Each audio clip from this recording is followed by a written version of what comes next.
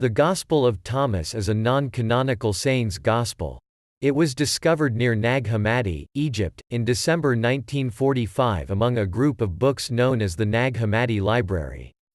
Scholars speculate that the works were buried in response to a letter from Bishop Athanasius declaring a strict canon of Christian scripture. The Coptic language text, the second of 7 contained in what modern-day scholars have designated as Codex II, is composed of 114 sayings attributed to Jesus. Almost half of these sayings resemble those found in the Canonical Gospels, while it is speculated that the other sayings were added from Gnostic tradition.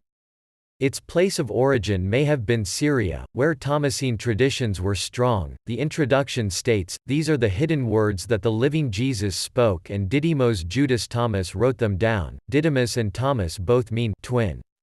Some critical scholars suspect that this reference to the Apostle Thomas is false, and that therefore the true author is unknown. It is possible that the document originated within a school of early Christians, possibly proto-Gnostics. Some verses are similar to verses in the Quran. Some critics further state that even the description of Thomas as a Gnostic gospel is based upon little other than the fact that it was found along with Gnostic texts at Nag Hammadi. The name of Thomas was also attached to the Book of Thomas the Contender, which was also in Nag Hammadi Codex II, and the Acts of Thomas.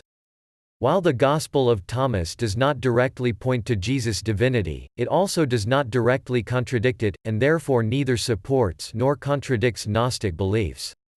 When asked his identity in the Gospel of Thomas, Jesus usually deflects, ambiguously asking the disciples why they do not see what is right in front of them, similar to some passages in the Canonical Gospels like John chapter 12 verse 16 and Luke chapter 18 verse 34.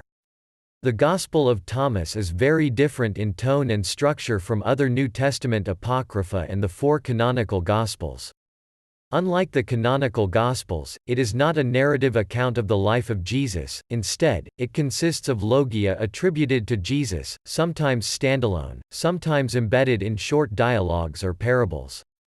The text contains a possible allusion to the death of Jesus in Logion 65, but does not mention his crucifixion, his resurrection, or the final judgment, nor does it mention a messianic understanding of Jesus.